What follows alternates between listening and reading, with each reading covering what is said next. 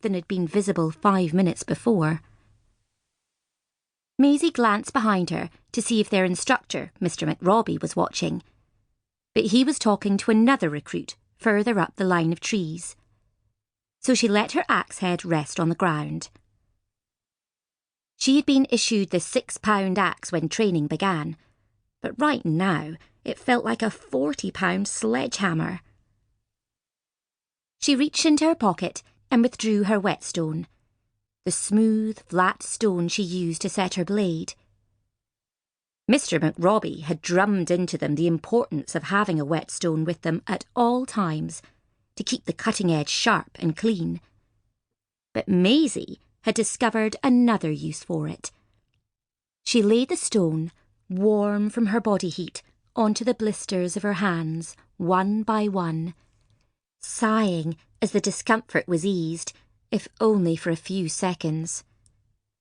Still Dot was hacking away at the tree. Maisie sighed. "Do you want me to finish that off for you? We've got a dance to go to tonight, remember, and the way you're going, you'll still be slapping at it at midnight." "Oh!" grunted Dot with one more swipe. "What am I doing wrong? I feel like I'm doing it the way he showed us, and I've got blisters a mile deep to prove it, but I don't ever make any difference at all. Bloody thing." Dot kicked the toe of her boot at the trunk, and there was an ominous creaking sound, as if the tree were about to topple. Dot recoiled and jumped clear, but the tree stayed where it was. Maisie burst out laughing. "Perhaps you should kick the tree into submission." "Oh, get lost," Dot retorted, but then she began to laugh too.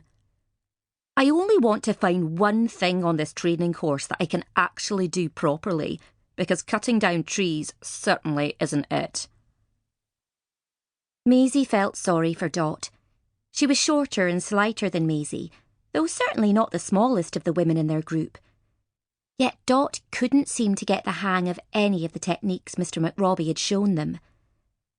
After only 2 weeks, Maisie already felt quite competent at using the tools they had been given so far. But Dot was not progressing at all. That fact was not only making Dot anxious, it was starting to worry Maisie too. They were only 2 weeks into their 6-week training course, but it had been made clear that anyone could be sent home at any time for failing to make the grade.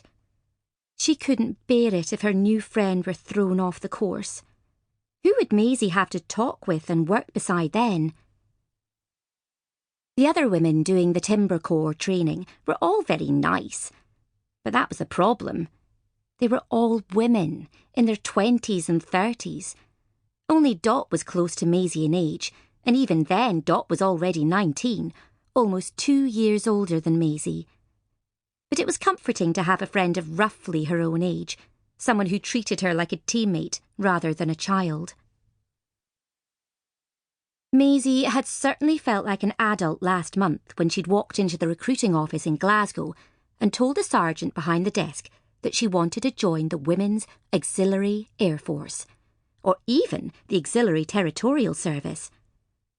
She was all ready to argue with him that since she was a grown woman taking control of her life, she didn't need to finish her final year at school, because it was about time she did her bit for the war effort.